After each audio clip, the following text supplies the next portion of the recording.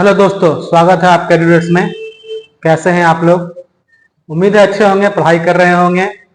और सीटेट की तैयारी के जो वीडियोस मैं लेकर आ रहा था उसमें एक कदम और आगे बढ़ते हुए आज सीटेट की पीवाईक्यू का जो मैथमेटिक्स सेक्शन होता है, मैथ का जो सेक्शन होता है, उसका हम लोग आज डिस्कशन करेंगे। तो सीटेट जो कि जुलाई जुलाई 2024 में हुआ था, उसका पेपर वन यानी कि ऑब्वियस सी बात है 1 to 5 के लिए उसका सेक्शन कौन सा? मैथ्स का सेक्शन, जिसमें 30 क्वेश्चन है, उनको पूरा आज हम लोग डिस्कस करेंगे।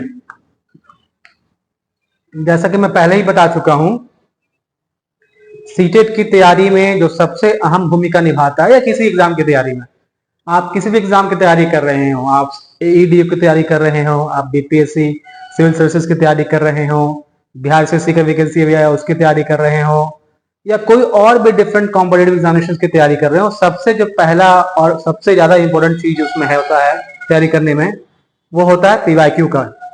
पीवाईक्यू का रोल सबसे ज्यादा है। पीवाईक्यू सबसे पहले करना होता है।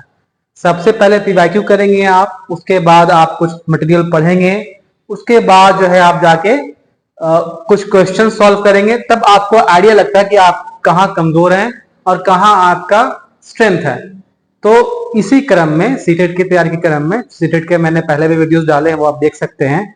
मैंने पिछली बार सीटेट का जो सीडीपी का वीडियोस था, सीडीपी का जो पीवाईक्यू था, उसके बारे में एक लंबा 1 घंटे का वीडियोस मैंने बनाकर डाला था, उसको भी आप देख सकते हैं। आपको उससे सीडीपी का बहुत सारा क्वेश्चन जो है वो सॉल्व हो जाएगा। सीडीपी का बहुत सारा कॉन्सेप्ट उससे मैंने बताया आपको। आज हम लोग मैथ्स का जो क्वेश्चन है, 30 क्वेश्चन, जो कि जुलाई 24 में जो एग्जाम हुआ था सीटेट का, उसका जो क्वेश्चन है वो आज हम लोग डिस्कस करेंगे। ठीक है, तो सबसे पहला क्वेश्चन 31 नंबर क्वेश्चन, यानी कि मैथ्स का पहला क्वेश्चन, वो क्या कहता है, देखते हैं क्वेश्चन को। In order to identify individual differences of students in the mathematics class, which of the following assessment technique will not be appropriate. बहुत सारे स्टूडेंट्स का कमेंट ये आ रहा है कि सर आप क्या सिर्फ इंग्लिश में ही पढ़ाएंगे, हिंदी नहीं पढ़ा रहे हैं? तो देखिए, मैं बाइलिंगुअल लेकर चलूंगा, इंग्लिश भी और हिंदी भी। तो मैं इंग्लिश भी एक बार पढ़ता रहूंगा और हिंदी भी पढ़ता रहूंगा, ताकि आपको समझ में आए, दोनों चीज समझ में आ जाए। जो हिंदी वाले वो हिंदी समझ जाए, जो इंग्लिश वाले वो इंग्लिश समझ जाए। अगर फिर भी कहीं आपको कोई दिक्कत हो रही होती है तो आप जो कमेंट बॉक्स होता है उसमें कमेंट करें, मैं उसका जवाब जरूर दूंगा। और मैंने पहले भी कहा है कि अगर और भी दिक्कत है, कुछ और स्पेशली पूछना है, तो मेरा टेलीग्राम नंबर है 9386663559। इस पे आप मुझसे कांटेक्ट कर सकते हैं, मैं आपके क्वेरी का जवाब जरूर दूंगा। ठीक है, तो सवाल पे आते हैं। सवाल क्या कहता है? सवाल ये कहता है कि जो एक बार हिंदी पढ़ता हूं। गणित की कक्षा में विद्यार्थियों में वैयक्तिक भिन्नता की पहचान के लिए निम्नलिखित में से कौन सी आकलन तकनीक उपयुक्त नहीं होगी? तो इंडिविजुअल डिफरेंस की बात कर रहा है, वैयक्तिक भिन्नता की बात कर रहा है। हर आदमी भिन्न होता है एक दूसरे से, हर बच्चा वैसे ही भिन्न होता है दूसरे बच्चे से। हर बच्चे को पढ़ाने का तरीका एक नहीं हो सकता। एक बहुत फेमस टर्म है, one size fits to all. One size fits to all. तो एक ही साइज सबको फिट नहीं बैठ सकता। जैसे अगर आप टी शर्ट पहनते हैं, तो अगर मैं एम पहनता हूं तो जरूरी नहीं कि आप भी एम ही पहने। तो एक ही साइज हर किसी को फिट नहीं बैठता। वैसे ही एक ही तरीका पढ़ाने का, एक ही तरीका समझाने का, एक ही तरीका बतलाने का हर किसी को समझ में नहीं आएगा। तो उसी बात पे कह रहा है कि अगर विद्यार्थियों में, गणित की कक्षा और विद्यार्थियों में अगर वैयक्तिक भिन्नता है, तो उसकी पहचान के लिए कौन इसमें सही टाइप का असेसमेंट नहीं है। तो वैयक्तिक भिन्नता पहचानने के लिए बहुत सारा असेसमेंट होता है, बहुत सारा टेस्ट होता है। सबसे पहला तो आपको बता दूं कि जो दो तरह के बेसिकली असेसमेंट होते हैं, हम लोग पहले ही बता चुका हूं मैं आपको सीडीपी में, कि एक होता है एसए और एक होता है एफए। एसए मतलब क्या होता है? एसए मतलब होता है समेटिव असेसमेंट, और एक एफ ए मतलब क्या होता है? एफ ए मतलब होता है फॉर्मेटिव असेसमेंट। तो ऐसे एफ ए में बता चुका था पहले ही आपको कि ऐसे जो है वो थोड़ा क्वांटिटेटिव होता है। Half yearly examination, yearly examination, quarterly examination, जो ट्रेडिशनल एग्जामिनेशन होता है पेन पेपर टेस्ट का, जिसमें कि आपका बच्चों को बैठा के उनसे टेस्ट लिया जाता है पेन पेपर का, और फिर उनको ग्रेड दिया जाता है, मार्क्स दिया जाता है, तो वो समेटिव असेसमेंट में आएगा। ठीक है। वहीं एफ ए मैंने बताया था कि हर रोज, हर हफ्ते, हर वीक, हर महीने या किसी भी समय बच्चों से इनफॉर्मली उसके बारे में जान लिया जाए, वो फॉर्मेटिव असेसमेंट में आएगा। ये क्वालिटेटिव होता है, इसमें गुणवत्ता जांची जाती है। ये क्वांटिटेटिव होता है, इसमें उसका नंबर देखा जाता है कि नंबर कितना आ रहा है, ग्रेड कितना, तो इसको उतना हम लोग प्रमोट नहीं करते हैं। आपके जो एनसीएफ 2022 है, या फिर एनसीएफ 2005 था, या फिर एनसीईआरटी का जो रूल्स है वो, या फिर आरटी है, इन सब में एसए को प्रमोट उतना नहीं किया जाता है, एफए को प्रमोट किया जाता है। एफए कहा जाता है कि एफए जितना लीजिए, जितना उनसे आप प्रोजेक्ट कराइए, जितना उनको असाइनमेंट दीजिए, जितना उनको जो है प्रैक्टिकल कराइए, जितना एक्सपीरियंशियल लर्निंग कराइए, ये सब इसमें एफए में आता है। तो आप यहीं से छाट लेंगे। इतना अगर नॉलेज आपको है तो आप ऑप्शंस को एलिमिनेट आसानी से कर सकते हैं। पहला, समेटिव असेसमेंट, तो इंडिविजुअल डिफरेंस है और उसको हम लोग को देखना है कि कितना डिफरेंस है, कैसे इसको हम अप्रोच करेंगे, कैसे इसकी कौन सी टीचिंग मेथोडोलॉजी से इसको हम पढ़ाएंगे। तभी इस बात है कि उसमें ऐसे नहीं होगा। समेटिव असेसमेंट तो सिर्फ हम लोग नंबर देखते हैं, कितना नंबर आ रहा है, बच्चे का कितना नंबर आया, तो अपनी सी बात है ये नहीं होगा। फॉर्मेटिव असेसमेंट हाँ होगा, उससे हम लोग देखते हैं कि बच्चा बच्चे में क्वालिटी कितना इंप्रूवमेंट हो रहा है। डायग्नोस्टिक असेसमेंट ये भी होगा, हम लोग डायग्नोज करेंगे कि जो है बच्चे में प्रॉब्लम कहाँ है। और पीयर असेसमेंट ये भी हो सकता है। पीयर असेसमेंट का मतलब ये होता है कि जो उसके साथी हैं वो उसको असेस करें। तो अक्सर ऐसा होता है, आपने देखा हुआ, बच्चे जब जो है क्लास में पढ़ रहे होते हैं तो बच्चे आपस में डिस्कशन करते हैं, वो एक दूसरे को टेस्ट करते हैं, एक दूसरे को उससे समझना चाहते हैं कि कौन कितना तेज है पढ़ने में, कौन किसकी पढ़ाई अच्छी चल रही है, किसका जो है लर्निंग आउटकम अच्छा चल रहा है। तो वो जो असेसमेंट है उससे भी हम लोग जान सकते हैं कि जो व्यक्तिगत भिन्नता है, जो इंडिविजुअल डिफरेंस है, उसमें कैसे हम लोग आइडेंटिफाई करें। तो अभी सी बात है, इसका आंसर ये तीनों सही है और गलत ही है, तो इसका आंसर 1 हो जाएगा। समेटिव असेसमेंट तरीका नहीं है बच्चों की भिन्नता यानी व्यक्तिगत भिन्नता को जांचने के लिए। आते हैं नेक्स्ट स्लाइड पे, यानी कि नेक्स्ट क्वेश्चन क्या कहता है? नेक्स्ट क्वेश्चन ये कहता है, which of the following resources is the best suited to explain the concept of decimals? निम्नलिखित में से कौन सा संसाधन दशमलव की अवधारणा, निम्नलिखित में से कौन सा संसाधन दशमलव की अवधारणा को समझाने के लिए सबसे उचित है? दशमलव की जो अवधारणा होती है, डिसिमल का जो कॉन्सेप्ट होता है, उसको समझाने के लिए हम जानते हैं कि एक सबसे बढ़िया माध्यम होता है आपका वो ग्राफ पेपर वाला, जिसमें कि यहाँ पे 0 होता है, एक्स एक्सिस, ठीक है, 1 2 3, इधर होता है -1 2 3, इधर होता है -1 2 3, इधर होता है। तो इस कॉन्सेप्ट से भी जो है आप डिसिमल का कॉन्सेप्ट को बहुत अच्छे तरीके से बच्चों को समझा सकते हैं। ये एक हो गया, यानी कि ग्राफ पेपर सही होगा, ये हम लोग जानते ही हैं। क्या नंबर चार्ट से डिसिमल समझा सकते हैं? नंबर चार्ट से सीधे डिसिमल नहीं समझा सकते हैं। नंबर चार्ट बेसिकली नंबर्स के लिए ही है, सीधे डिसिमल से नहीं समझा सकते हैं। पहला अबैकस, अबैकस से क्या हम लोग डिसिमल समझाते नहीं? अबैकस जानते ही हैं कि ये जोड़ और घटाव के लिए होता है, तो ये भी गलत हो जाएगा, ये भी गलत हो जाएगा। आंसर क्या बचेगा? ग्राफ पेपर और डायनेमिक्स ब्लॉक्स। डायनेमिक्स ब्लॉक्स क्या होता है? तो आपने देखा होगा कि एक जो है छोटा होगा, एक इसी का जोड़ के एक रॉड पूरा बना दिया जाएगा, एक पूरा रॉड बना दिया जाएगा, फिर इसको और जोड़ के जो है ऐसे और जोड़ के पूरा क्यूब बना दिया जाएगा, ठीक है, और फिर इसको और जोड़ के एक बड़ा सा क्यूबोर्ड बना दिया जाएगा। तो आपने ये चीज जो है देखा होगा क्लासेस में। आजकल स्कूल में, जो सरकारी स्कूल होता है या फिर प्राइवेट स्कूल में भी, इस तरह के बहुत सारे ब्लॉक्स, क्यूब्स होते हैं, एक्चुअली वो क्यूब्स जो है रखे रहते हैं मैथ्स के कॉन्सेप्ट को समझाने के लिए। इसे डायनेमिक्स ब्लॉक्स कहा गया है। ये भी बहुत इंपॉर्टेंट है डेसिमल के कॉन्सेप्ट को समझने के लिए। तो दो चीज, ग्राफ पेपर और डायनेमिक्स ब्लॉक्स से हम लोग डेसिमल के कॉन्सेप्ट को समझते हैं। आज मैं लाया नहीं इस चीज को, मैं एक दिन वीडियोस में दिखा दूंगा आपको कैसा दिखता है वो। तो ये आप कर लेंगे तो इसका आंसर हो जाएगा B and D. So right answer will be option 2 B and D. बढ़ते हैं नेक्स्ट क्वेश्चन की तरफ। क्वेश्चन क्या कहता है? थर्ड क्वेश्चन, एक्चुअली 33 है लेकिन 30 होगा बिकॉज पहले 30 क्वेश्चन सीडीपी के मैं करा चुका था और यहाँ तीसरा क्वेश्चन मैथ का ही है। Students in a class are solving questions based on a percentage discounts. One question requires the students to calculate the cost of 2 bikes with a 8% discount on each bike. One of the groups calculates the total cost of the bikes and then deducts a 16% from the total cost. The method used by this group is. अब देखिए ये concept बहुत ही बढ़िया है।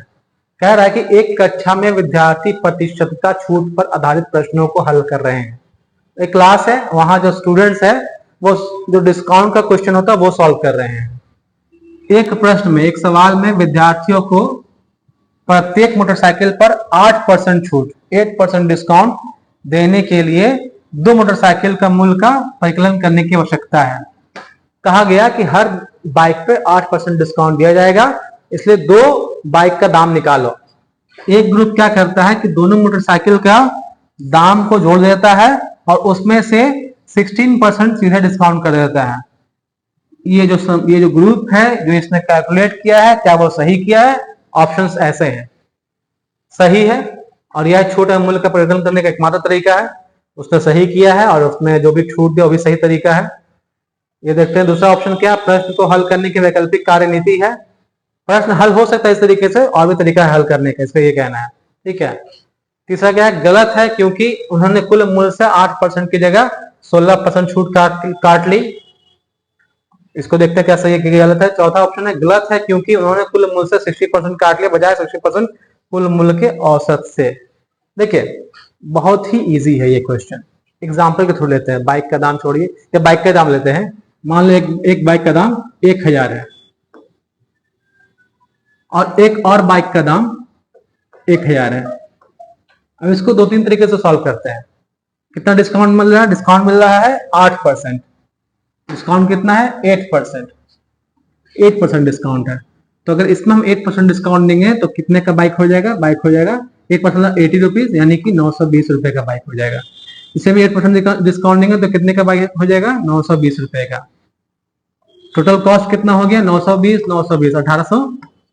1840, और ये total कितना था? 2000। डिस्काउंट कितने का हुआ? डिस्काउंट कितने का हुआ? डिस्काउंट 8% का ही होगा। डिस्काउंट 16% कैसे हो जाएगा?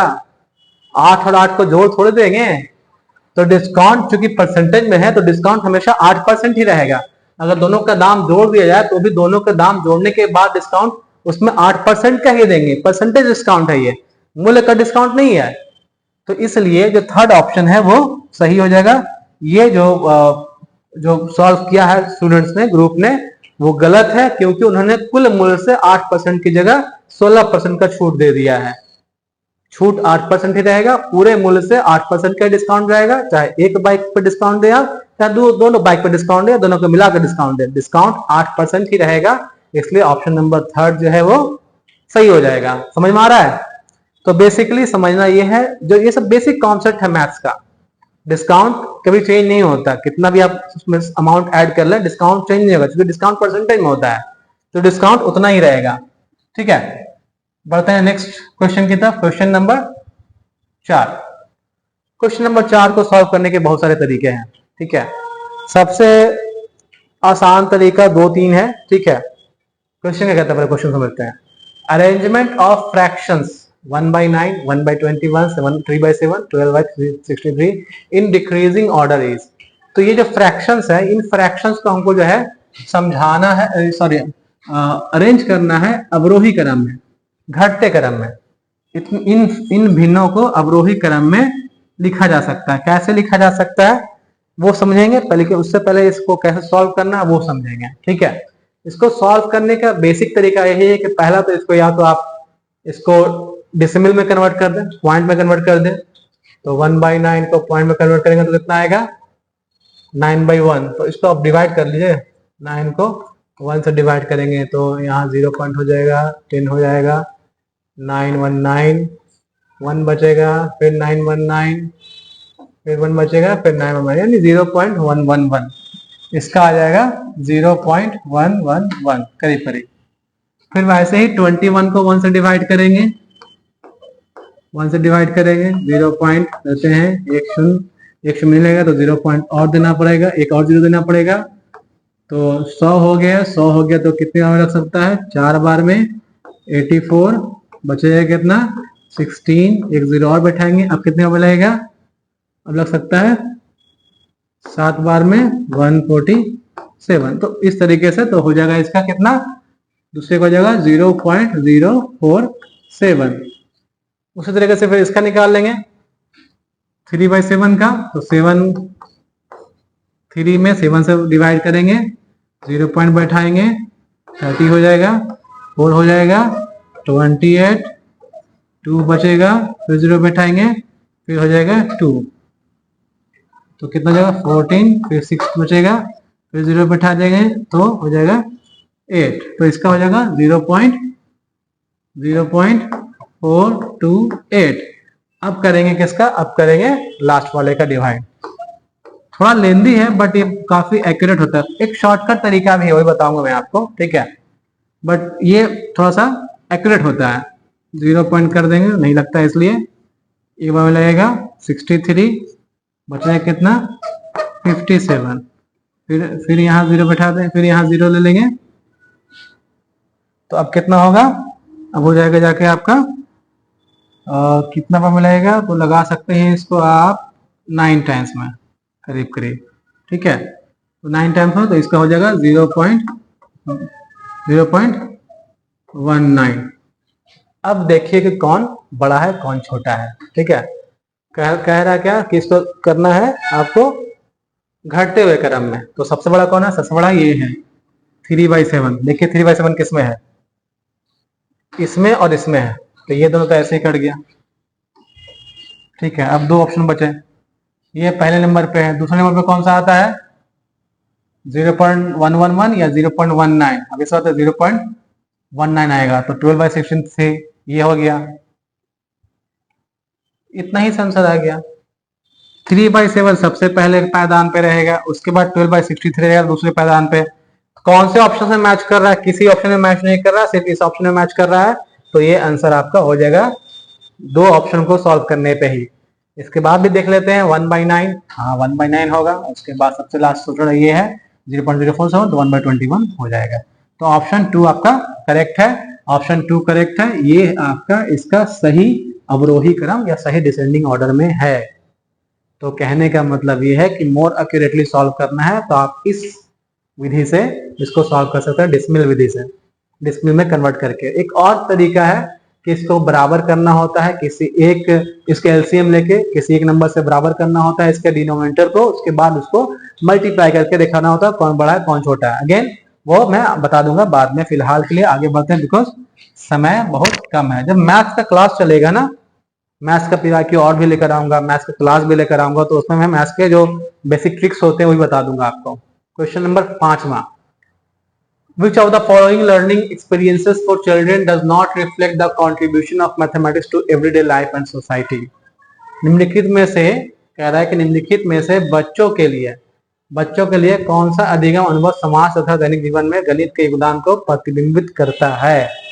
तो बताना है कि कौन कौन सा इसमें जो है प्रतिबिंबित नहीं करता है। अब देखिए क्वेश्चंस कितना गलती है, यहाँ कह रहा है डज नॉट रिफ्लेक्ट और यहाँ कह रहा है योगदान को प्रतिबिंबित करता है। ये सीटेट का क्वेश्चन है। इंग्लिश में लिखता है कौन नहीं करता और हिंदी में लिखता है कौन करता है। तो आपको देखना है इंग्लिश वाला ही। अगर ऐसा ट्रांसलेशन एरर हो तो किसको मानेंगे आप हिंदी को नहीं मान सकते, क्योंकि साफ साफ क्वेश्चन में लिखा होता है कि if there is any translation error then you have to consider the English version of the question. तो इंग्लिश वर्जन में जो क्वेश्चन का होता है उसको कंसिडर करना, ना कि हिंदी वर्जन वाले को। तो इसीलिए आप इसको मान के चलिए, क्वेश्चन ये कह रहा है कि कौन सा जो है रिफ्लेक्ट नहीं करता है मैथमेटिक्स का जो यूज है हर दिन के लाइफ में, सोसाइटी में, बच्चों के लिए स्पेशली। तो communication of mathematical ideas in writing using both formal and informal languages, पहला ऑप्शन ये है। आई थिंक इसका ऑप्शन जो है, हाँ ठीक है। Meeting people from different areas of employment and exploring how they use mathematics, अभी सी बात है, ये हो जाएगा आंसर। क्या बच्चे एम्प्लॉयमेंट के डिफरेंट एरियाज के लोगों से मिलते हैं? नहीं मिलते हैं, तो ये साफ ऑप्शन गलत हो जाएगा। Meeting people from different areas of employment, रोजगार के डिफरेंट एरिया से, रोजगार के विभिन्न क्षेत्र के लोगों से मिलना और एक्सप्लोर करना कि वो मैथमेटिक्स कैसे यूज करते हैं, क्या ये बच्चों के लिए सुटेबल होगा एक तरीका कि उसको बताया जाए कि कैसे मैथ्स का यूज होता है डे टू डे लाइफ में? नहीं होगा, बल्कि ये सब इजी तरीका है।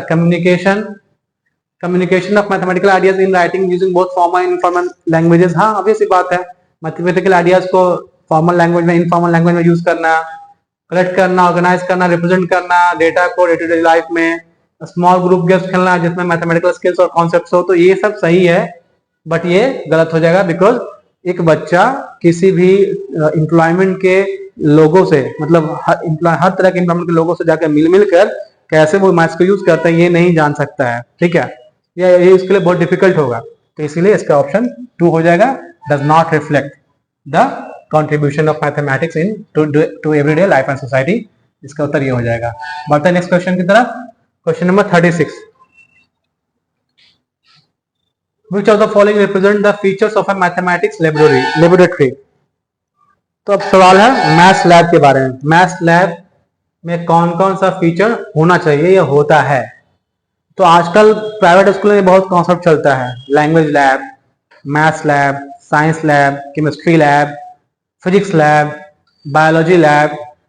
जब हम लोग पढ़ते थे तो किसी तरह का लैब नहीं होता था, सरकारी स्कूल में पढ़े हैं, वहां पे लैब होता भी नहीं था। आज तो लैब होता भी है सरकारी स्कूलों में, ना लैब होती थी ना पढ़ाई होती थी, लेकिन हम लोग फिर भी पढ़े, कैसे भी पढ़े, खुद से करके किए, आज के डेट में पढ़ा रहे हैं बच्चों को। लेकिन हाँ, कहने का मतलब ये है कि आज के डेट में ये जो फैशनेबल वर्ड्स हैं इनके बहुत मतलब होता है, और इनकी एक जगह भी है एनसीएफ में, नेशनल करिकुलम फ्रेमवर्क में, या फिर आपका आरटी पॉलिसी में, या फिर आपके एनसीईआरटी के जो रूल्स रेगुलेशंस होते हैं उसमें, या फिर अभी जो नेप आया है, नेप 2022 यानी 2020 वाला नेशनल एजुकेशन पॉलिसी, उसमें भी जो है वो इनका बहुत एक स्पेस है, एक बहुत अपना प्लेस है इनका। इसके बारे में तो सबको जानते ही होंगे। नेशनल एजुकेशन पॉलिसी 2020 में जो इंट्रोड्यूस की गई थी, बाद में इसको 2022 में अप्रूव किया गया, राष्ट्रीय शिक्षा नीति। अभी इससे पहले 2 और नेप आ चुका था, 1968 में, 1986 में, उसके बाद ये तीसरी शिक्षा नीति है। तो इस शिक्षा नीति में क्या क्या बताया गया है, ये सब, इसके लिए मैंने एक वीडियो बनाया था 1 साल पहले का, एक वीडियो है जिसमें नेप में क्या क्या फीचर्स हैं, क्या क्या चेंज किया गया है पूरी पॉलिसी में, स्कूल का स्ट्रक्चर कैसा कर दिया गया, क्लास का स्ट्रक्चर कैसा कर दिया गया, क्या क्या चेंजेस आए हैं, वो सब मैंने बताया है उस वीडियो में। वो वीडियो प्लेलिस्ट में है, करंट अफेयर्स की प्लेलिस्ट में है, वो जाके आप देख सकते हैं। तो खैर, नेप में भी इसका बहुत रोल है, maths lab, language lab, science lab, इन सब चीजों का। तो वही कह रहा है कि मैथ्स लैब में क्या क्या फीचर होने चाहिए, ठीक है। तो कह रहा है कि it is a place to enjoy mathematics through informal exploration, यह जो है एक अनौपचारिक अन्वेषण के द्वारा गणित में आनंद लेने का स्थान है। मतलब गणित में मजा लेते हैं हम लोग इनफॉर्मल एक्सप्लोरेशन करके, एक्सप्लोर करते हैं इनफॉर्मली, ठीक है। ये हो सकता है, ये सबको जानना कि हो सकता है, क्योंकि होता क्या लैब में, क्या मैथ्स लैब में क्या करते हैं, मैथ्स लैब में पढ़ाई नहीं की जाती, वहां पे कोई लेक्चर टीचर नहीं दे रहा होता है, कोई बुक्स लेकर कोई लेक्चर नहीं दिया जाता है, वहां पे इनफॉर्मली अपने से करके, खुद से करके जो है हम लोग मैथ्स के कॉन्सेप्ट को एक्सप्लोर करने की कोशिश करते हैं। तो ये पहला ऑप्शन हो सकता है, जिसमें ए है वो रहेगा, नहीं तो बाकी सब ऐसे ही खत्म हो जाएगा। तो ये दोनों तो ऐसे ही खत्म हो गया ऑप्शन, ठीक है। दूसरा क्या कह रहा है कि it provides opportunities to prove mathematical theorems through experiments. ये ऑप्शन थोड़ा डाउटफुल है, बट बेसिकली ये गलत होगा। क्यों? क्योंकि थ्योरम को प्रूव करने के लिए मैथ्स लैब में नहीं जाना होता है, या फिर थ्योरम को एक्सप्लोर करने के लिए सिंपल सी बात है कि एक्सपेरिमेंट्स के थ्रू थ्योरम को हम लोग अप्रूव नहीं करते हैं मैथ्स लैब में जाकर। वजह वजह यह है कि थ्योरम का जो एक बेसिक सेट क्राइटेरिया है वो ऑलरेडी हम लोग को या जो टीचर्स हैं उनको मालूम होता है या दिया हुआ है बुक्स में। उन बेसिक सेट क्राइटेरिया के हिसाब से थ्योरम को प्रूव किया जाता है, दैट टू इन क्लास। उसके लिए एक्सपेरिमेंट्स करने की लैब में जरूरत नहीं है, या फिर थोड़ी बहुत जरूरत पड़ती भी है तो उसके लिए थ्योरम को अलग से प्रूव नहीं किया जाता, दूसरे तरीके से प्रूव नहीं किया जाता। जो प्रूव करने का तरीका ऑलरेडी दिया हुआ है सिर्फ उसी तरीके से उसको हम लोग प्रूव कर सकते हैं, तो दूसरा गलत हो जाएगा। तीसरा, it provides opportunity to make conjunctions test then and go generalise observe and to generalise observe patterns. हाँ, ये सही हो सकता है क्योंकि इसमें क्या होता है, क्या है कि इसमें मौका मिलता है जो भी कंजंक्शंस कंजंक्शंस का मतलब क्या होता है कि जो कॉन्सेप्ट है वो उनके बनाने के लिए, उनकी जांच करने के लिए, पैटर्न को समझने के लिए, उनका सामान्यीकरण करने के लिए जो ऑप्शन होता है, जो मौका मिलता है वो हम लोग मैथ्स लैब में मिल सकता है। It is used to assess students knowledge of mathematics and grade them accordingly. Again ये गलत हो जाएगा। क्या मैथ्स लैब का यूज हम लोग बच्चों के नॉलेज को जांचने के लिए और उनके अकॉर्डिंग उसके अकॉर्डिंग उसको ग्रेड देने के लिए करते हैं? नहीं करते हैं। वो टेस्ट रूम थोड़े है, एग्जाम रूम थोड़े कि जाके वहां एग्जाम लेना है। तो ये गलत हो जाएगा। आंसर हो जाएगा आपका B and C, sorry A and C. A and C यानी ऑप्शन 2 आपका सही उत्तर हो जाएगा इस क्वेश्चन का। ठीक है, तो समझ में आ रहा है? यहां तक तो कोई दिक्कत नहीं होनी चाहिए। अब बढ़ते हैं नेक्स्ट क्वेश्चन की तरफ। अब इससे हल्का क्वेश्चन तो ये क्वेश्चन मैंने पहले भी कराया है। ये क्वेश्चन जो मैं जब पीवाईक्यू डिस्कस कर रहा था और जब मैं सिलेबस डिस्कस कर रहा था एक वीडियोस में, सीडीपी के सॉरी सीटेट के वीडियोस में, तो वहां भी मैंने कराया था कि क्वेश्चंस कितने इजी होते हैं। अब इस क्वेश्चन को देखिए कि 1 करोड़ इज, क्वेश्चन कह रहा है कि 1 करोड़ होता है। 1 करोड़ कितना होता है? 10 मिलियन, 1 मिलियन, 1 बिलियन, 100 बिलियन। अगर इस क्वेश्चन का जवाब कोई बच्चा नहीं दे पा रहा है तो उसको तैयारी करनी छोड़ देनी चाहिए।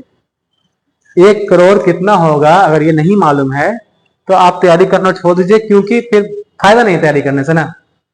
क्या फायदा अगर आप जानते ही नहीं कि 1 करोड़ कितना होता है, 1 करोड़ में कितना बिलियन होता है, कितना मिलियन होता है, या कितना के बराबर होता है, वो नहीं मालूम, छोड़ दीजिए। तो इसका आंसर होगा 10 मिलियन। सभी जानते हैं 1 crore is equal to 10 million. क्यों? बिकॉज 1 मिलियन बराबर होता है 10 लैक्स। 10 लैक्स। और 1 करोड़ में कितना होता है? 1 करोड़ में होता है 100 लैक्स। 100 लैक्स तो 10 इंटू 10 यानी 10 इंटू 1 मिलियन यानी 10 मिलियन आंसर हो जाएगा। 1 बिलियन बराबर होता है कितना? 100 करोड़ यानी कि 1000 बिलियन, 1000 मिलियन। और 100 मिलियन बराबर कितना होता है? अभी से तो 10 करोड़ हो जाएगा, यानी कि 0.1 बिलियन। इजी है, आसान है, इससे आसान क्वेश्चंस नहीं मिलेगा आपको। नेक्स्ट क्वेश्चन की तरफ बढ़ते हैं। व्हाट इज द क्वेश्चन से here? In a certain week, the number of patients in a dental clinic was as follows. ठीक है, कह रहा है कि किसी सप्ताह में एक दंत चिकित्सालय, एक डेंटल हॉस्पिटल है, वहां पर मरीजों की संख्या इस प्रकार है। इस प्रकार है मतलब डे वाइज इस प्रकार है। ठीक है, मंडे को 25 पेशेंट आते हैं, ट्यूसडे को 38 पेशेंट आते हैं, वेडनेसडे को 45 पेशेंट आते हैं, थर्सडे को 18 पेशेंट आते हैं, फ्राइडे को 36 पेशेंट आते हैं और सैटरडे को 39 पेशेंट आते हैं। अब जब एग्जाम हॉल में आप ये क्वेश्चन को देखेंगे, सीटेट के क्वेश्चन को, तो वहां पे आपका दिमाग ब्लैंक हो जाएगा। इतना सारा डेटा है, हमसे नहीं हो पाएगा। लेकिन क्वेश्चन ये सबसे इजी है। जैसा क्वेश्चन 1 करोड़ वाला है वैसे ही क्वेश्चन ये भी है। क्वेश्चन क्या कहता है? क्वेश्चन के ऑप्शन को देखते हैं अब। ठीक है, कह रहा है कि इस तालिका के अनुसार गलत कथन को चुनिए। जो इसमें गलत है उसको चुनना है। कौन गलत है? बहुत इजी है।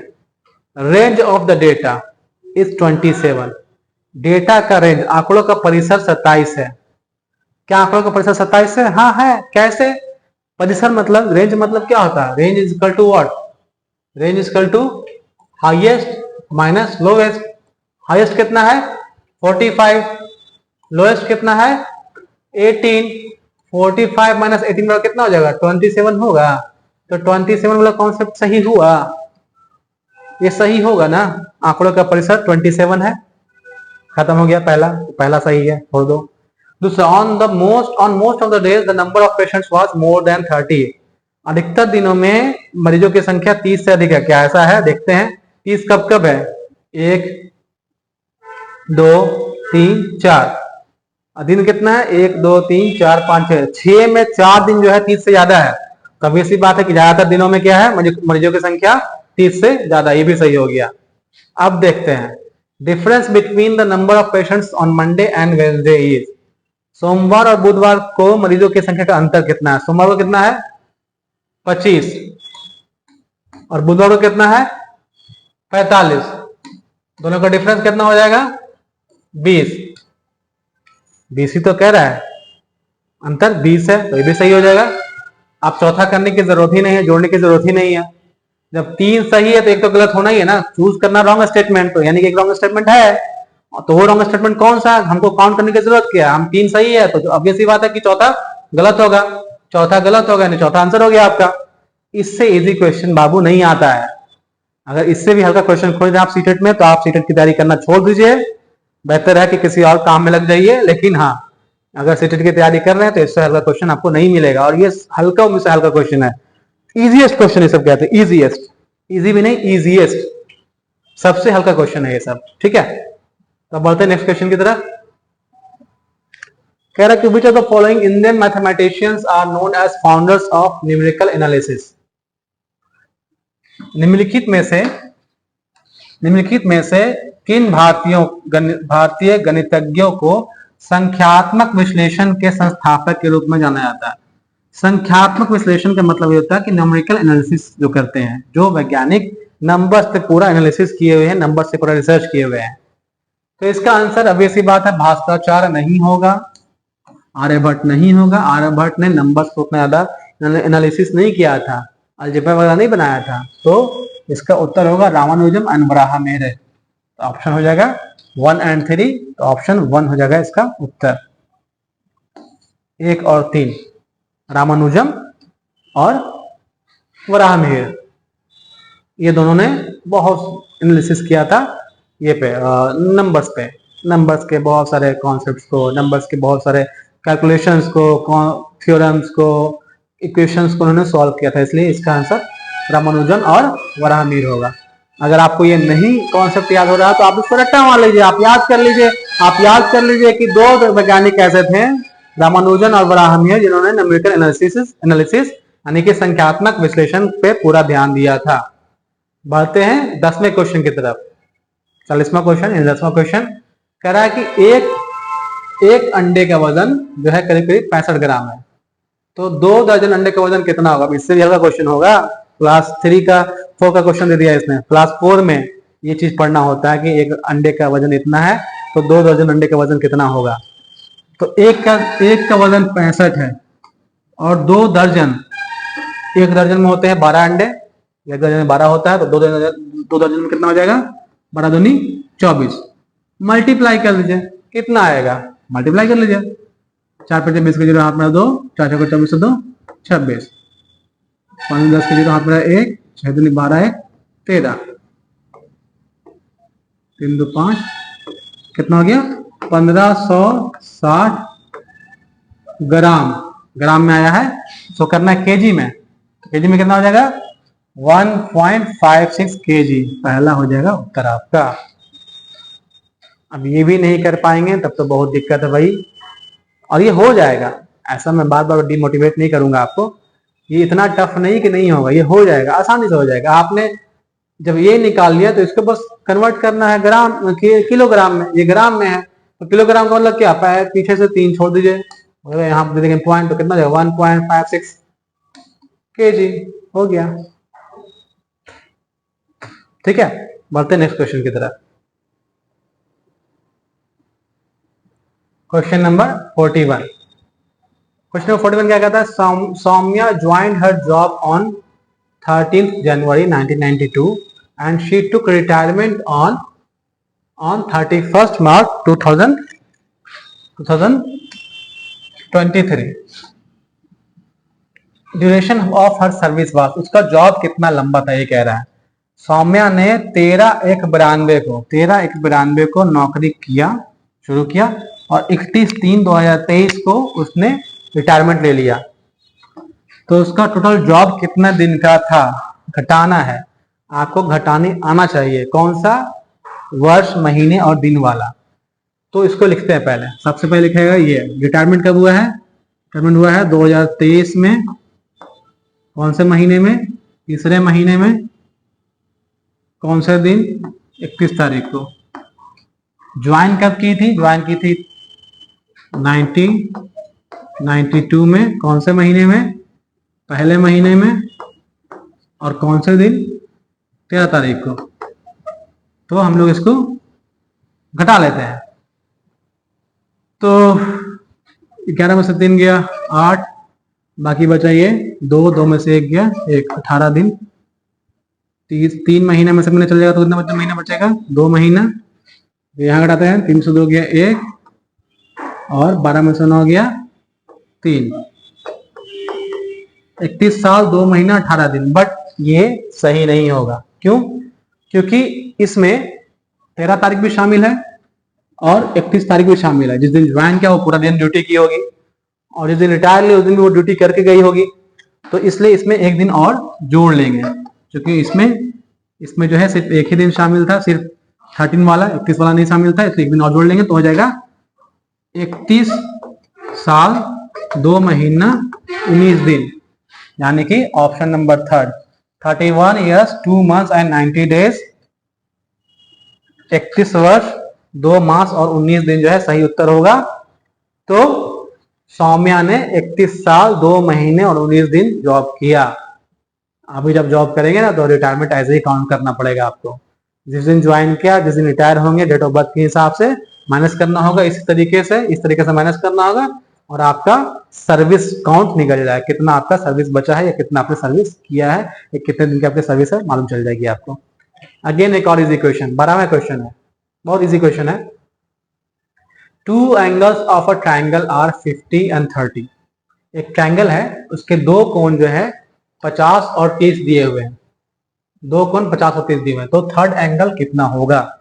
एक त्रिभुज के 2 कोण 50 है और 30 डिग्री है, त्रिभुज का तीसरा कोण कितना होगा? अब ये क्वेश्चन जो है क्लास 4 का है और ये आप सॉल्व नहीं कर पाएंगे, तो थोड़ी दिक्कत तो आपको होगी सीटेट में। क्या इसका कॉन्सेप्ट है? कॉन्सेप्ट सिंपल है कि एक त्रिभुज के तीनों कोणों का योग कितना होता है? एक त्रिभुज के तीनों कोणों का योग होता है, अगर कोई त्रिभुज ऐसा है, ये ए है, ये बी है, ये सी है, तो एक ट्राइंगल के तीनों एंगल का ऐड होता है 180 डिग्री होता है। तो इसमें ऑलरेडी 50 और 30 दिया हुआ है, यानी 180 माइनस 50 और 30 हम कर देंगे तो कितना बचेगा? 180 minus 80 equal to 100 degree.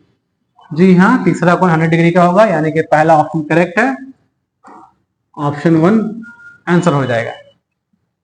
Easy question, इसको बहुत ज्यादा हम लोग डिस्कस नहीं करेंगे, इजी क्वेश्चन है। बेसिकली यही है कि हर ट्रायंगल के तीनों एंगल्स का सम 180 होता है। 2 एंगल दिया तो इस एंगल निकाल लेंगे। एक त्रिभुज के तीनों कोणों का योग दिया हुआ है, तीनों कोणों का योग होता है 180, 2 उसमें कोण दिए हुए हैं, तीसरा कोण निकाल लेंगे माइनस करके। अगेन ये भी बहुत इजी है। इसको आपको अगर पहली बार देखेंगे तो आपको बहुत टफ लगेगा, आप इसको छोड़ के भाग जाइएगा, लेकिन इतना टफ नहीं है, बहुत इजी है, बहुत कॉन्सेप्चुअल है। ठीक है, कह रहा है कि face of a black board, एक ब्लैक बोर्ड का फेस कैसा होता है, मतलब एक ब्लैक बोर्ड का चेहरा कैसा है। ये ब्लैक बोर्ड इसका चेहरा कैसा है? प्लेन है, एक प्लेन का पार्ट को रिप्रेजेंट कर रहा है, तो इसका ये मैच हो जाएगा। दूसरा देखते हैं, ए लाइन है, एक लाइन है, एक लाइन है, तभी साथ एक लाइन है, इसका कोई लेंथ डिफरेंट है? नहीं डिफरेंट है, तो ये हो जाएगा नो डिफरेंट लेंथ।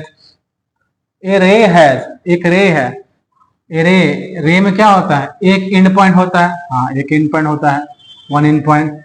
ए लाइन सेगमेंट है, लाइन सेगमेंट ऐसा होता है, लाइन सेगमेंट कितने एंड पॉइंट होते हैं? 2 एंड पॉइंट होते हैं, मैच हो गया। इतना इजी क्वेश्चन नहीं मिलेगा आपको, ये सब इजी क्वेश्चंस में आते हैं।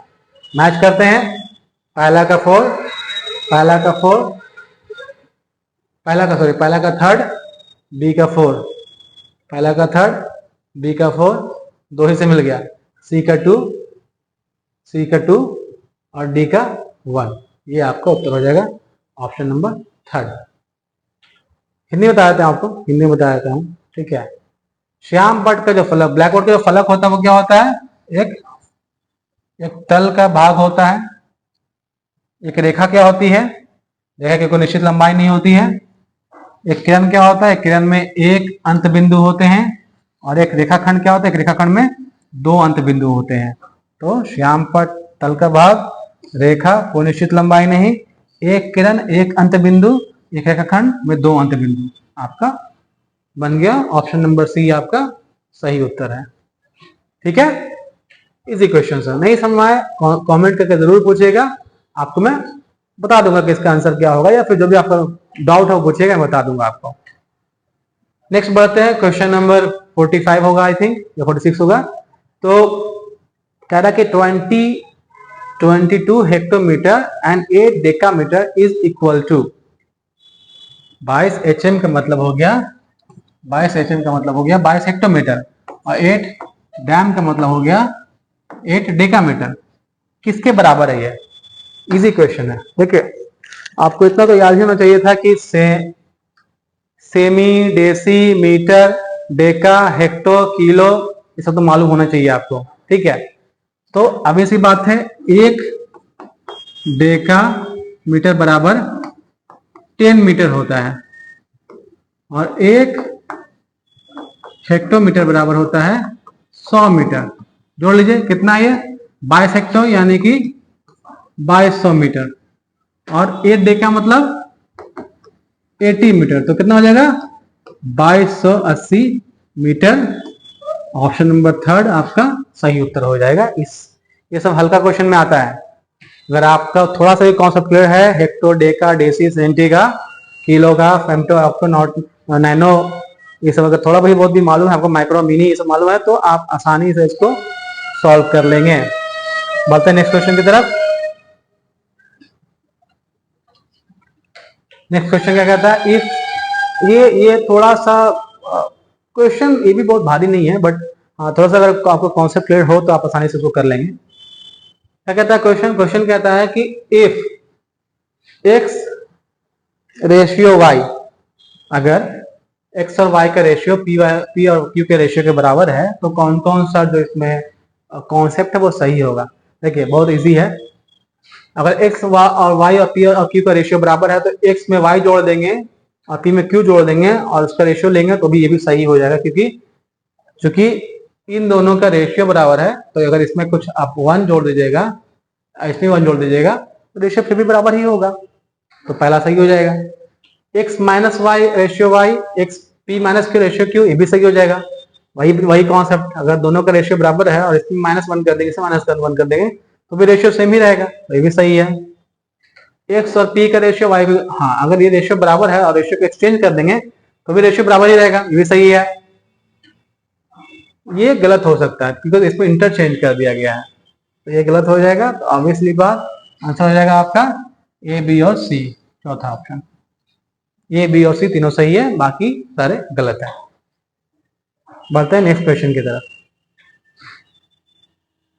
अब क्वेश्चन क्या कहता है कि 1 2 डबल, अगेन बहुत इजी है ये क्वेश्चन, ठीक है, इसलिए कि थोड़ा सा बस आपको लग रहा हो कि बहुत ज्यादा मैथमेटिक्स है इसमें, कुछ मैथमेटिक्स नहीं है। अगर आप इसको भाग दे लें, 1 1 2 3 3 2 1 0 को आप भाग दे लें 55 से, तो इसका आंसर आएगा 222, और 222 में 222 माइनस कर देंगे तो कितना आएगा?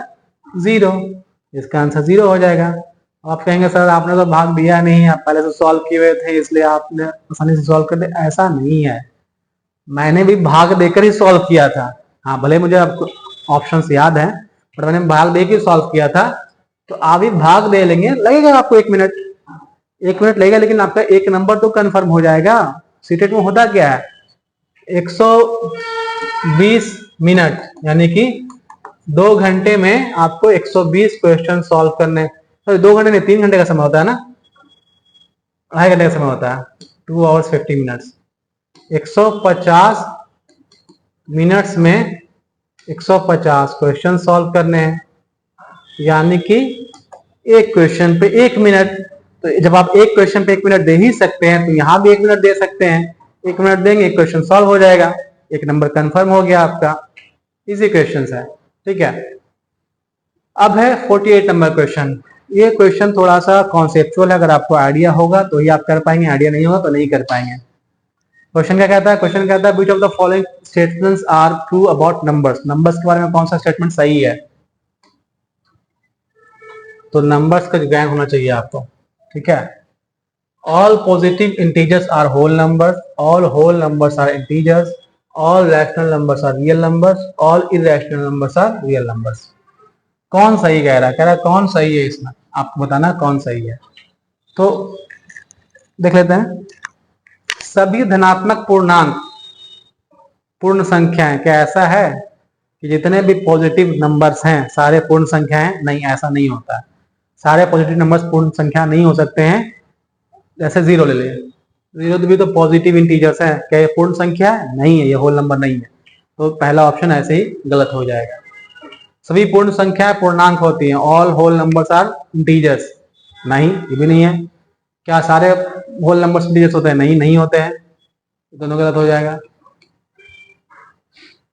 तीसरा, all rational numbers are real numbers. सारे रैशनल नंबर्स रियल नंबर्स होते हैं? हाँ, ये हो सकते हैं, क्योंकि जितने भी रैशनल नंबर्स होते हैं, चाहे कोई भी रैशनल नंबर ले लिया आप, ले लीजिए 4, 2, ये रियल नंबर्स होंगे। हाँ, रियल नंबर्स है ये, ठीक है। 0 नहीं होगा, 0 नहीं रियल नंबर्स। तो ये सही हो जाएगा D, all irrational numbers are real numbers. ये भी गलत हो जाएगा, ठीक है। सारे इरेशनल नंबर्स रियल नंबर्स होते हैं? नहीं, सारे कुछ इरेशनल नंबर्स रियल नंबर्स हो सकते हैं, कुछ इरेशनल नंबर रियल नंबर्स नहीं होते हैं। तो अब ऐसी बात है, इसलिए इसका आंसर क्या हो जाएगा? इसका आंसर हो जाएगा सी, सभी परिमेय संख्याएं वास्तविक संख्याएं होती हैं। All rational numbers are real numbers, ये इसका उत्तर हो जाएगा। बढ़ते नेक्स्ट क्वेश्चन की तरफ।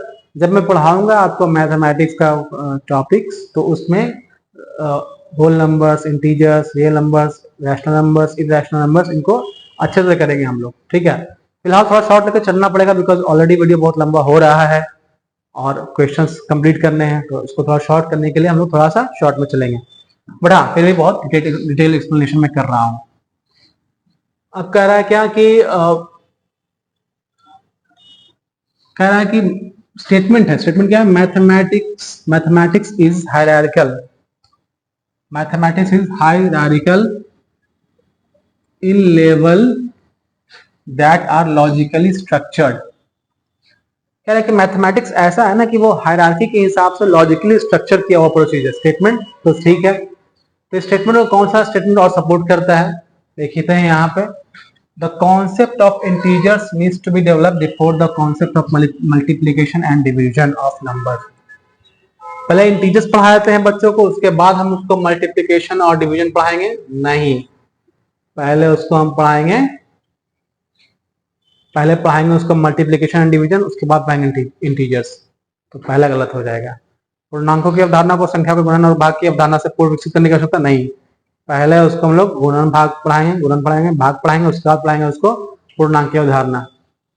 Multiplication follows and builds on the concept of addition. हाँ, ये सब जानते हैं कि जो गुना होता है वो आपका प्लस इन एडिशन पर आधारित होता है। जैसे कि आपने गुना करना है 3 इंटू 2, तो क्या है? एक्चुअली में कुछ नहीं किया आपने, 3 में एक और 3 जोड़ दिया है तो 6 हो गया, यहाँ भी 6 हो गया।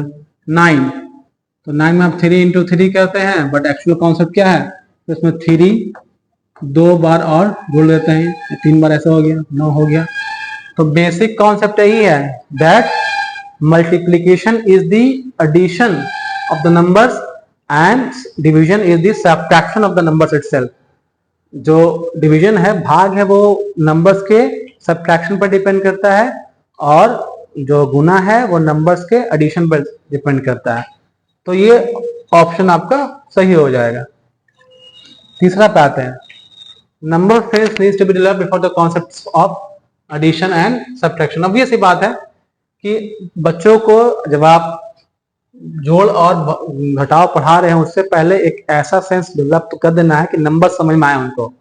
1 2 3 4 5 क्या होता है, उसको कैसे बेसिकली ऐड करते हैं, टेंस क्या होता है, यूनिट्स क्या होता है, इनको मालूम होना चाहिए। हंड्रेड्स क्या होता है, हंड्रेड्स का जगह पे इकाई, दहाई, सैकड़ों जो बोलते हैं हम लोग हिंदी में, वो क्या होता है वो मालूम होना चाहिए।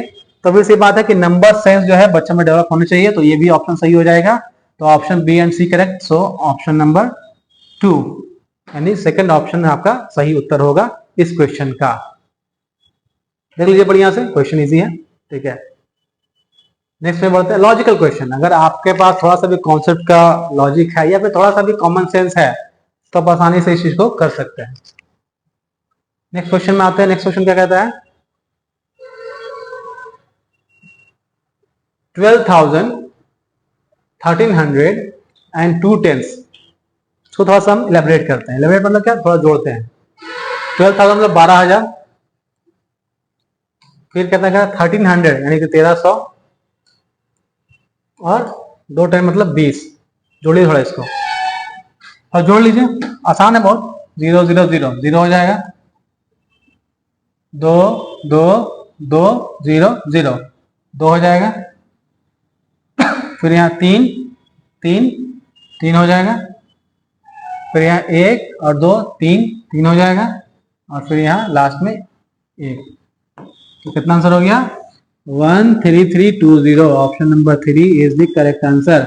अब कुछ बच्चे यहाँ गलती क्या कर देंगे, कुछ बच्चे जो है 1200 और 300 जोड़ देंगे, ठीक है। 1200 और 1300 अलग से अलग अलग भी जोड़ सकते हैं, 1200 प्लस 1320 जोड़ देंगे, ठीक है। लेकिन इसका सही उत्तर होगा 12,000 प्लस 1300 यानी कि 1,000 और 13,000 और प्लस 20 यानी कि 13,000 प्लस 300 और फिर 20 यानी कि 13,320 इसका सही उत्तर होगा। 12,000 का मतलब 12,000, 1300 का मतलब इसमें 1,000 और 300 है यानी 13,300 और फिर 20, तो 13,320 इसका सही उत्तर होगा।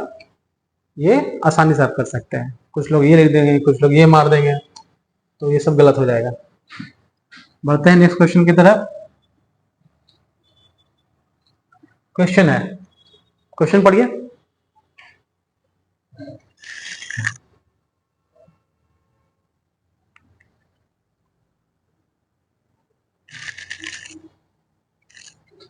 क्वेश्चन कहता है कि while teaching questions a teacher explains the concept of a linear equation having unique solution.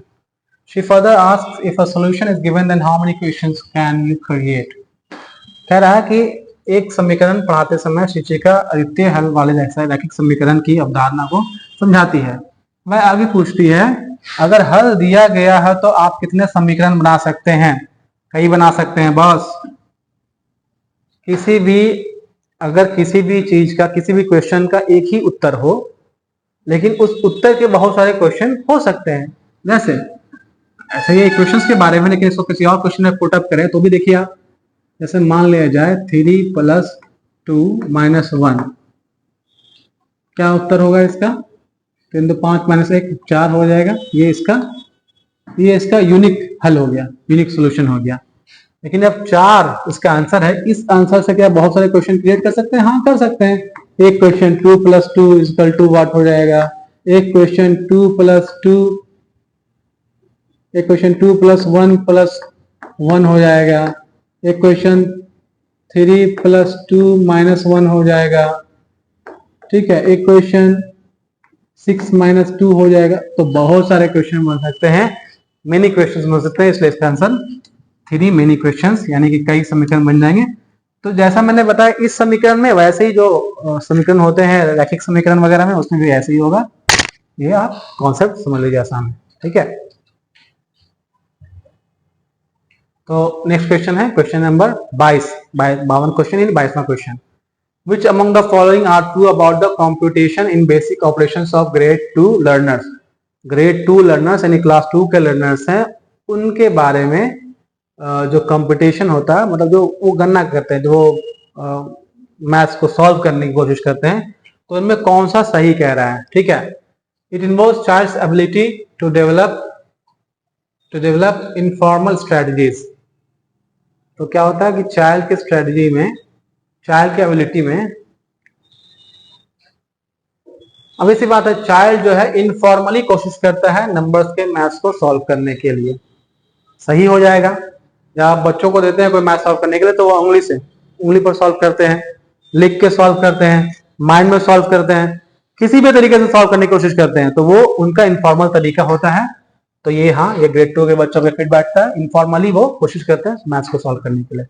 It involve child's ability to estimate, हाँ वो एस्टिमेशन भी लगाते हैं, करीब में भी जवाब देने की कोशिश करते हैं। जैसे आप उनसे पूछेगा कि बच्चों 3+3 कितना होगा, तो वो 3+3 को जरूरी नहीं कि 6 बोल दें, हो सकता है सर बोले कि सर 5 होगा, या फिर वो जोड़ेंगे 3+1+1+1, तो फिर जोड़ेंगे हाँ 4 5 6, हाँ 6 होगा सर। तो एस्टिमेट करने की कोशिश करते हैं, लगभग में बताने की कोशिश करते हैं, तो भी वो भी शामिल होता है ग्रेड 2 के बच्चों के मैथ्स को सॉल्व करने के तरीके में। तीसरा ऑप्शन है it involves child's ability to do calculations with large numbers. क्या क्लास 2 के बच्चे में ये योग्यता होती है कि वो बड़े बड़े संख्याओं का कैलकुलेशन कर ले? नहीं होती है, गलत हो जाएगा। ऑप्शन ए और बी करेक्ट होगा, तो ऑप्शन ए और बी यानी कि ऑप्शन नंबर 4 इसका सही उत्तर हो जाएगा। ठीक है, इजी क्वेश्चन है। बच्चों की अनौपचारिक कार्यनीतियों को विकसित करने की क्षमता होती है।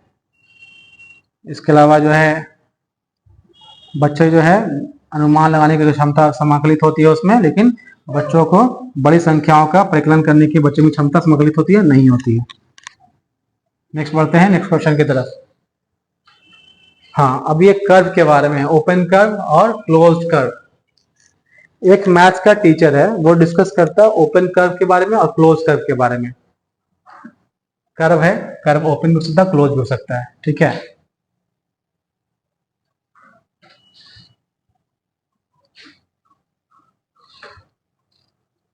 ये है क्वेश्चन। एक मैथमेटिक्स का टीचर है, वो ओपन और क्लोज्ड कर्व के क्वेश्चंस को कॉन्सेप्ट को बता रहा है। कह रहा है कि ये डिस्कस कर रहा है और वो कहता है, बच्चों को बताता है कि उसने एग्जांपल दिया 4 पॉइंट्स का, और तो कह रहा है कि 4 पॉइंट्स है। अब कह रहा है कि if the curve is open then the nature of 4 points is. अगर कर्व ऐसे ओपन है कर्व, ये कर्व ओपन हो गया, क्लोज कर्व कैसे होगा? अभी से ये क्लोज कर्व हो जाएगा। ठीक है, तो ओपन कर्व है, उसमें जो चारों पॉइंट है वो उसका नेचर कैसा है? 4 पॉइंट किस नेचर में है? ऑल आर कोलिनियर, सभी संरेखीय हैं, यही उत्तर हो जाएगा ना। सभी संरेखीय, एक ही रेखा पर है प्रेजेंट, एक ही रेखा प्रेजेंट है, तो सभी संरेखीय हैं। 2 of them must be collinear, 3 of them must be collinear, 4 of them, 3 of them, ऐसा जरूरी नहीं है, सभी कोलिनियर होने चाहिए ये जरूरी है। इसका उत्तर हो जाएगा सभी संरेखी हैं। अगर क्लोज्ड कर्व है या ओपन कर्व है, सभी में दोनों जो चारों लाइन, जो चारों डॉट्स हैं, जो चारों पॉइंट्स हैं, वो क्या होने चाहिए? वो कोलिनियर होने चाहिए। इसका उत्तर पहला हो जाएगा। बढ़ते हैं नेक्स्ट स्लाइड की तरफ। हाँ, एक स्लाइड है, ये हो गया, ये बात है। The main approach suggested by national curriculum framework NCF 2005 in teaching learning of mathematics is. मुख्य उपागम जिसकी सलाह राष्ट्रीय पाठ्यचर्या रूपरेखा 2005 में गणित के शिक्षण अधिगम को लेकर की गई है। यानी कि मैथमेटिक्स पढ़ाने में जो सबसे बढ़िया जो अप्रोच है, उसमें किसके बारे में बात की गई है? एनसीएफ 2005 में तो बात किया गया है कंस्ट्रक्टिविज्म के बारे में। तो इसको कहते हैं हम लोग रचनात्मकतावाद, कंस्ट्रक्टिविज्म। तो 2005 के एनसीएफ ने कहा, यानी गवर्नमेंट ने कहा कि मैथ्स में जितना हो सके उतना रचनात्मकतावाद पे फोकस किया जाए, यानी जो बच्चे हैं वो कंस्ट्रक्ट करें और कंस्ट्रक्टिविज्म पे फोकस किया जाए। बच्चे अगर मान लिया जाए कि पढ़ रहे हैं क्यूब्स, तो वो क्यूब को खुद भी बनाने की कोशिश करें और उसको तरीके से बनाएं। मान ले वो इसको जो है 4 माचिस की तीली लें और उससे बना दे क्यूब ऐसे, ठीक है, या किसी और तरीके से। तो इस बेसिकली फोकस किया गया कंस्ट्रक्टिविज्म पे, रचनात्मकतावाद पे। ठीक है, बढ़ते हैं नेक्स्ट क्वेश्चन की तरफ। The missing number in the following is. इसमें मिसिंग नंबर कौन है ये बताना है। ठीक है, तो मिसिंग नंबर इसमें आई थिंक होना चाहिए, पहले इसको थोड़ा देखते हैं थोड़ा सा इसका ये पैटर्न, क्या पैटर्न है इसमें? इसमें पैटर्न क्या है? 43 और 47, डिफरेंस कितना है? 4 का। इसमें डिफरेंस कितना है? 6 का। इसमें डिफरेंस कितना है? 6 का। यहाँ पर डिफरेंस कितना का होना चाहिए? यहाँ पर डिफरेंस कितना का होना चाहिए? यहाँ पर डिफरेंस कितना का है? 4 का। यहाँ पर डिफरेंस कितना है? 2 का। तो इसका सही उत्तर ऐसे तो आंसर की में ये दिया हुआ है 61। 61 को यहाँ पुट करेंगे तो डिफरेंस कितना हो जाएगा? 2 का, फिर यहाँ पे 6 का। तो 4 6 6 2 6 4 2। अब इसका पैटर्न एक्चुअल में आंसर की में क्या लिया गया है, बट इसका आंसर 61 होगा, ये बता रहा हूं आपको। ठीक है, आंसर की में इसका पैटर्न 61, इसका आंसर 61 ही दिया गया है। नेक्स्ट क्वेश्चन की तरफ बढ़ते हैं। क्वेश्चन नंबर 56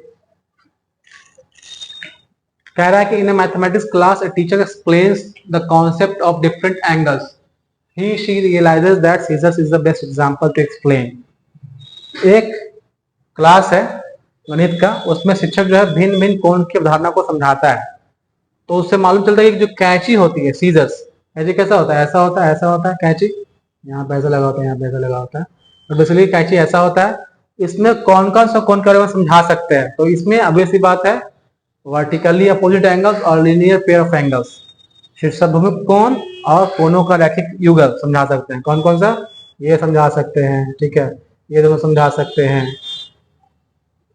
ठीक है। फिर जो है अगर ऐसे इसको आप ले तो इसको ऐसे समझाते हैं, ये दोनों, इसको ऐसे भी लिख सकते हैं आप, ये दोनों समझाते हैं। तो वर्टिकली अपोजिट कौन सा हो? ये दोनों वर्टिकली अपोजिट एंगल्स हो जाते हैं, ये दोनों समझा सकते हैं आप। लीनियर पेयर ऑफ एंगल्स, एक लाइन है उसमें 2 एंगल होंगे तो 180 का योग होगा, ठीक है। मान ले कोई एक लाइन है, ये ऐसे इसको ये काट रही हो लाइन, ये तो एक लाइन है, एक लाइन में 2 एंगल बन रहे हैं, एक एंगल ये बन रहा है, एक एंगल ये बन रहा है, दोनों का सम कितना होगा? 180 होगा। तो ये भी समझा सकते हैं कैंची से ये भी समझा सकते हैं वर्टिकली अपोजिट एंगल। तो 2 कॉन्सेप्ट बेसिकली आप समझा सकते हैं, ए और बी, इसलिए आंसर हो जाएगा 1, ऑप्शन 1 ए एंड बी। ठीक है, इजी है अगर आपको मालूम होगा थोड़ा सा वर्टिकली अपोजिट एंगल के बारे में और दो जो लाइन काटते हैं दूसरे के बारे में। तो ठीक है, अब क्वेश्चन कह रहा है कि राजू हैज टर्पेंटाइन, तारपीन का तेल जो होता है उसको टर्पेंटाइन ऑयल कहते हैं। राजू का तारपीन का तेल है 5 कंटेनर में, और एक साइज, हर एक का साइज कितना? 20 लीटर। 20 लीटर 5 कंटेनर, यानी कि कितना हो जाएगा टोटल? 100 लीटर्स। अब सवाल क्या है कि उसने इसको पूरा को 10 केन लिया 5 लीटर का, 5 लीटर का कितना लिया? 10 केन, तो कितना हो गया? 50 लीटर। और कितना लिया? 10 केन लिया, फिर 10 केन लिया 2 लीटर का, 2 लीटर का 10 केन, तो कितना हो गया? 20 लीटर। और फिर कह रहा है कि 1 लीटर का, और जो बचे हुए हैं उसको लिया 1 लीटर के केन में, तो कितना बचा है? 50 और 20 70 हो गया। तो बचा कितना? 30 लीटर। 30 लीटर को लेना कितने केन में? 1 लीटर के केन में, तो कितना हो जाएगा? अब इसी बात हो जाएगा 30 केन। वही पूछ रहा है ना कि number of air 1 litre can filled is, 1 litre वाला केन कितना है? 30 है, और क्या है ये, इससे इजी क्वेश्चन क्या होगा? तो ऑप्शन बी हो जाएगा सही आंसर आपका। 30 लीटर जो लास्ट में बचेगा, और उसको रखना है 1 लीटर वाले केन में, तो 30 केन भरेगा हमारा। बढ़ते हैं नेक्स्ट क्वेश्चन की तरफ। Which of the following letters has no line of symmetry? इसमें किसमें सिमेट्री नहीं है? सिमेट्री क्या होता है मालूम है ना आपको? जैसे मान लो ए है, तो ए को 20 से काटेंगे तो आधा ए ऐसा होता है और आधा ए ऐसा होता है, मतलब एकदम बराबर बराबर होता है। जैसे हम इंसान सिमेट्री हैं, 20 से काटेंगे तो जितना जैसा इधर होंगे वैसे इधर होंगे। तो इसमें कौन कौन सा सिमेट्री है कह रहा है, और कौन नहीं है? कह रहा है कौन नहीं है। ए में सिमेट्री होता है, ए में भी सिमेट्री होगा, 20 से काटे तो आधा जैसे सेम टू सेम हो जाएगा। एक्स में भी सिमेट्री होगा, वैसी बात होगा, ऐसे भी सिमेट्री होगा, ऐसे भी सिमेट्री होगा। तो सिमेट्री किसमें नहीं है? एल में नहीं है। एल को काटेंगे ऐसे, एल को काटेंगे ऐसे, तो सिमेट्री नहीं होगा। तो ऑप्शन ए एल इसका सही आंसर हो जाएगा। इजी क्वेश्चन था, ठीक है। बढ़ते हैं नेक्स्ट क्वेश्चन की तरफ। सॉल्व करना है। कह रहा है कि if 7 star 2 into 1 2 3 equal to इतना, then value of star is, star का वैल्यू कितना होगा। देखिए इस तरह के क्वेश्चंस को हम सॉल्व कैसे करते हैं, इस तरह के क्वेश्चंस को सॉल्व करते हैं ऑप्शन से लेके, जो ऑप्शन है उसके वैल्यू को पुट कर दीजिए। ऑप्शन में 2 है, 1 है, 4 है, 5 है, ऑप्शंस को ही पहले पुट कर लीजिए। जब ऑप्शंस को पुट करेंगे तो मालूम चलेगा इसका आंसर 4 होगा। कैसे 4 को पुट करते हैं, 7 स्टार करिएगा तो 4, 2 गुना करना कितना 1 2 3 से मल्टीप्लाई कर दीजिए 6 जब 2 हाथ 1 7 21 1 22 4 8 14 2 4 7 जो होते हैं 6 4 2 6 8 2 10 और 2 12 8 10 2 12 4 2 6 4 10 1 11 और 7 1 8 1 9 9 1 2 6 6 नहीं 4 आंसर नहीं होगा। फिर इसका आंसर 4 यानी कि नहीं होना चाहिए। क्वेश्चन को गुना किया और सही है। 3 2 6 3 4 2 हाथ 1 3 7 21 1 22 2 3 4 2 चौके 8 2 7 14 फिर 2 4 7 6 6 हाँ तो ये नहीं होगा, ये नहीं होगा आंसर मेरे को गलत याद हो गया होगा। ठीक है तो ये ऑप्शन में 4 नहीं होगा, ये होगा 5 7 5 2 में 1 2 3 से मल्टीप्लाई करें। सबको देख लीजिएगा मल्टीप्लाई करके, मल्टीप्लाई करना तो आसान हो जाएगा।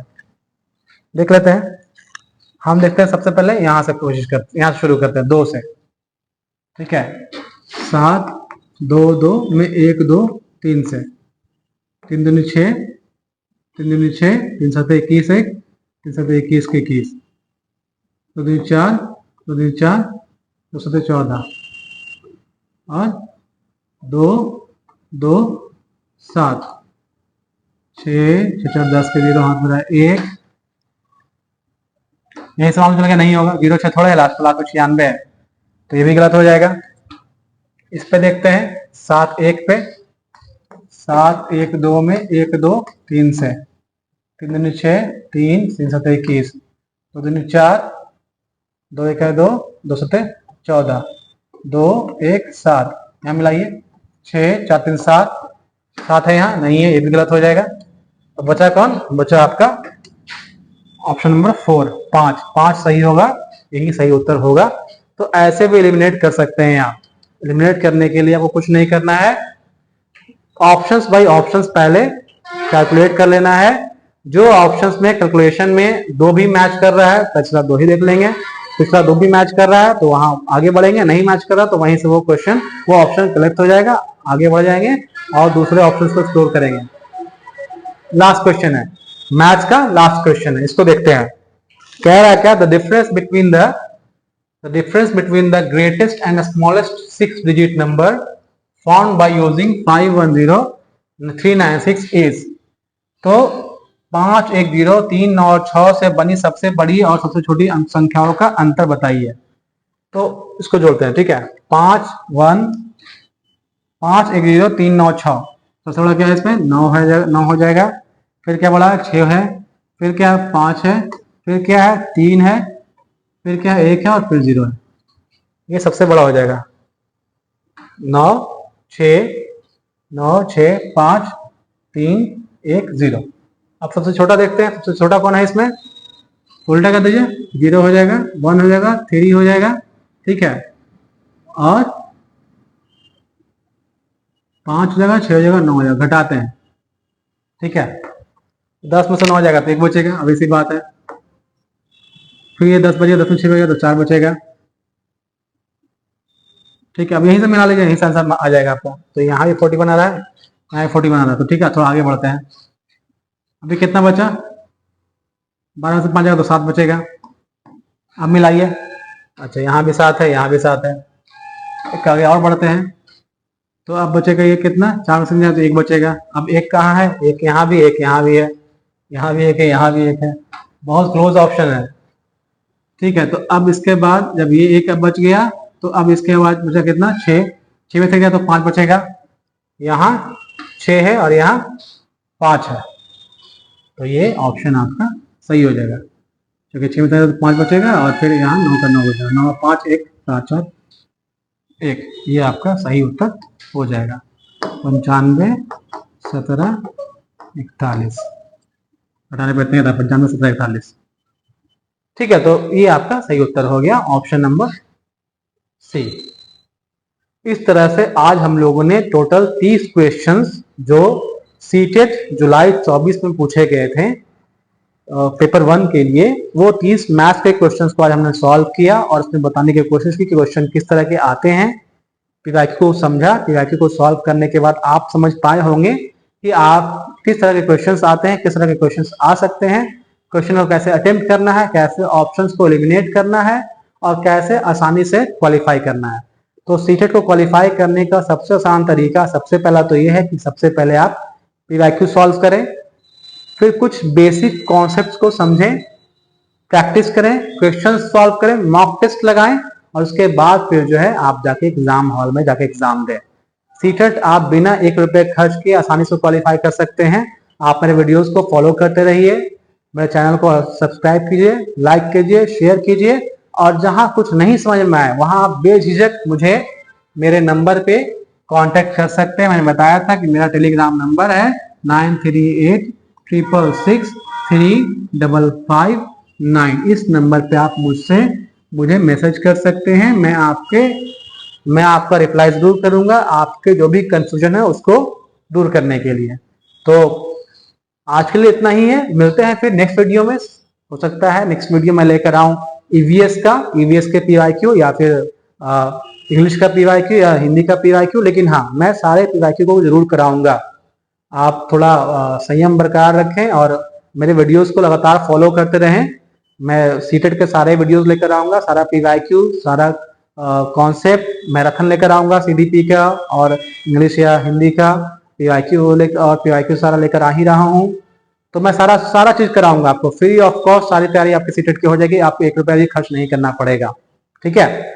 और एक दो कमेंट है स्टूडेंट्स के, मैं उस पर डिस्कस कर लेता हूँ। एक कमेंट था कि यूजीसी नेट पे वीडियो बनाइए सर, तो हाँ मैं यूजीसी नेट का वीडियो भी आज अपलोड कर दूंगा, तो वो आज मैं बना दूंगा और उसको अपलोड कर दूंगा। एक वो जवाब है मेरा। दूसरा कमेंट ये था कि सर बीएसएससी के लिए और बीपीएससी के लिए, बीपीएससी एडीओ के लिए जो बीपीएससी के प्रीवियस ईयर क्वेश्चंस है उसको सॉल्व कराइए। हाँ तो मैं कोशिश करूंगा कि बीपीएससी के जो प्रीवियस ईयर क्वेश्चंस है उसको भी लेकर आऊं। पीवाईक्यू बहुत जरूरी होता है, पीवाईक्यू को एनालाइज करना ही बहुत जरूरी होता है, पीवाईक्यू को डिस्कस करना ही बहुत जरूरी होता है, तो हो सकता है मैं वो भी लेकर आऊंगा, ठीक है। एक और कमेंट था कि सर बिहार सीसी की तैयारी कैसे करें, उसके लिए कुछ बताइए। हाँ तो बिहार सीसी की तैयारी के लिए भी सोच रहा हूँ कि एक कोर्स लॉन्च कर दूं, तो ये सब करूंगा। थोड़ा समय लगता है, सब कुछ खुद करना पड़ता है तो थोड़ा वक्त लगता है, धीरे धीरे सब कुछ हो जाएगा, ठीक है। तो आज के लिए इतना ही, मिलते हैं नेक्स्ट वीडियो में। आप हमारे चैनल को लाइक कीजिए, सब्सक्राइब कीजिए, शेयर कीजिए और खूब सारा प्यार दीजिए। तब तक के लिए पढ़ते रहिए, मिलते हैं नेक्स्ट वीडियो में। Till then take care, bye bye.